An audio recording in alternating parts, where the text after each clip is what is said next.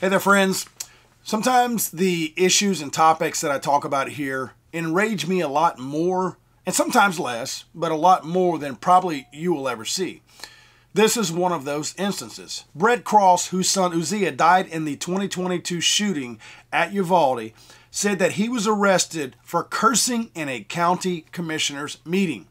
Quote, "I was literally arrested for saying the F word in a commissioner's court because Mariano Pargas wants to sit there and act like he did nothing wrong when he knew that there were 8 to 9 kids that were still alive in a classroom and he walked the F away." Now, a quick point that Pargas, who he's speaking of, a Uvalde commissioner currently, was the acting Uvalde police chief when the shooting at the elementary school occurred a couple of years ago. Cross also questioned why Pargas had been absent from recent county commissioner meetings. Here's a video. And I know when you try to shut me down, this has everything to do with payroll because our taxes are paying the man's salary who refuses to do anything. You couldn't show up for the last three. You couldn't show up and see the children who survived. And it's kind of funny that when you do survive, why are you surrounded by cops? Because the last few times I've been here, your ass hasn't. What they think? Were you scared of? And I just find it really funny. You want to sit there and you want to try to meme up and everything like you're not bad. We already seen that. We already saw that when we got a phone call that there were 8 to 9 students still alive in that classroom, and you walk the fuck away. All right, you must speak. Watch your language. Language. My child is fucking dead. Dead. And you have the ball and the gall to stand up here in front of everybody. No, I'm not your friend.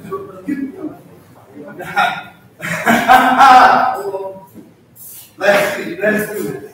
Why are you arresting him when that piece of shit right there? Yeah. Fucking he stood in the fucking hallway. Fuck that piece of shit. Get it out. Not language like that is not going to be tolerated in this court.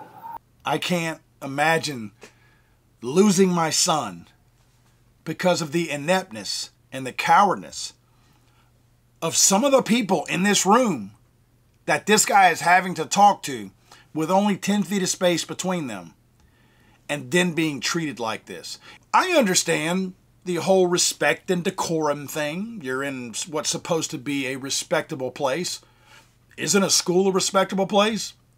You were expected to do your job in a school. I'm not saying it's tit for tat, but you deserve far more than a couple of F-bombs lobbed in your direction for what you did or what you failed to do in protecting this man's child. Speaking on this, Commissioner Ronald Garza said, "There has to be some respect.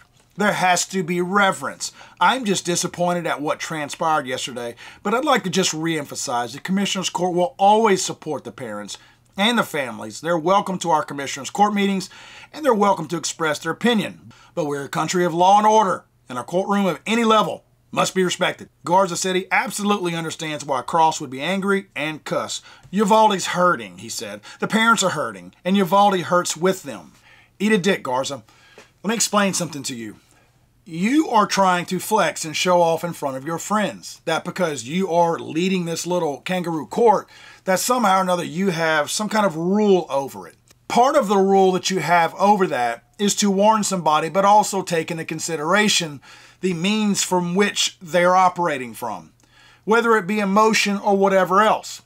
You are not sharp enough to either recognize that and make the right decision in this case because you had this man arrested, or all you simply wanted to do was show these guys that you ain't coming in here and doing that in my court, regardless of the circumstances. I find it wildly ironic how fast law enforcement were there to arrest this guy within seconds, how brave they were, how efficient they were in going in there and capturing him. What bravery, what lack of cowardice.